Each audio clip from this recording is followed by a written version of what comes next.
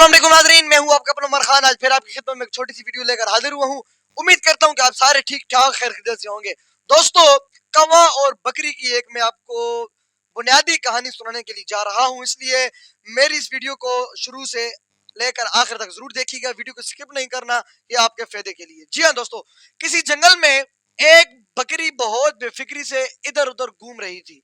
एक कौवे को बहुत हैरत हुई और कौवा बकरी के पास गया और उसने पूछा कि ए बकरी, तुम्हें खौफ नहीं है? बकरी ने कहा, भाई मेरी बेफिक्री का सबब यह है कि कुछ अर्सा पहले एक शेरनी अपने दो छोटे बच्चों को छोड़कर मर गई थी। मैंने उन पर तरस खाया, उस शेरनी के बच्चों को पाला पोसा, उनकी परवरिश की और उन्हें परवान चढ़ाया। अब उन शेर के बच्चों ने जंगल में ऐलान किया है कि हमारी माँ यानी बकरी की तरफ कोई आंख उठाकर नहीं देखेगा। तो अब किसी बड़े से बड़े जानवर में भी इतनी हिम्मत नहीं कि वो मुझे हाथ लगाए और मुझे अपनी नजर से देखे। दोस्तों, कवि ने ये बात जैसे सुनी और उसने इतना सोचा कि काश मुझे भी ऐसी नेकी करने का मौका मिले और मैं परिंदों की दुनिया में बहुत भी एहतराम हासिल कर सकूं। वो यही सोचता हुआ उड़ा और उड़ते उड़ते उसने नीचे दरिया में एक चूहे को डुबकियां खाते हुए देखा। अब वो फौरन नीचे उतरा और चूहे को दरिया से निकाला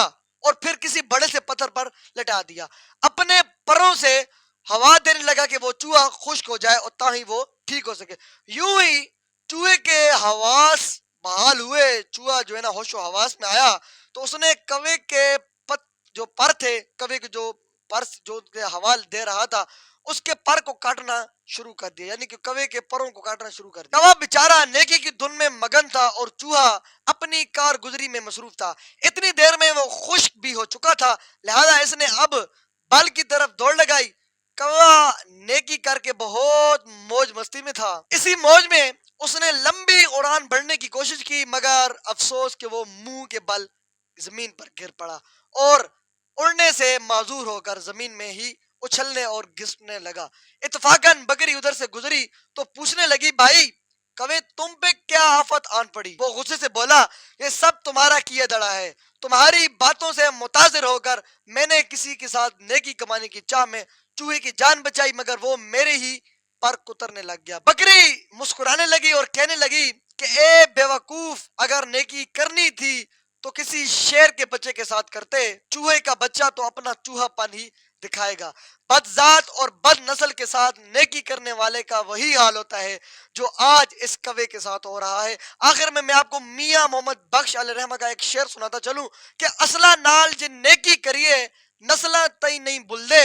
असला नाल जिन नेकी करिए नस्ला तई नहीं बुलदे, बद नस्ला नाल नेकी करिए पुठियां चाला चल दे। इसीलिए दोस्तों, मेरी आपसे गुजारिश है कि हमेशा नस्लियों के साथ, हमेशा उनके साथ नेकी करें जो इस नेकी के काबिल हो। अपनी नेकी करके दरिया में डालने वाली बात ना करें। हमेशा नेकी उनके साथ किया करें जो इनके काबिल हो, जो नस्ली हो, बदनस्ली ना हो। इसलिए मेरी आपसे गुजारिश है कि इस वीडियो को ज्यादा से ज्यादा शेयर करें। हो सकता है कि आपके एक शेयर से इस बुनियादी सबक का, इस बुनियादी कहानी का किसी के दिल में कोई असर पड़ जाए। अपना और अपने साथ जो रिश्तों का ख्याल करिएगा। मुलाकात करते हैं एक न्यू वीडियो में, तब तक के लिए अल्लाह।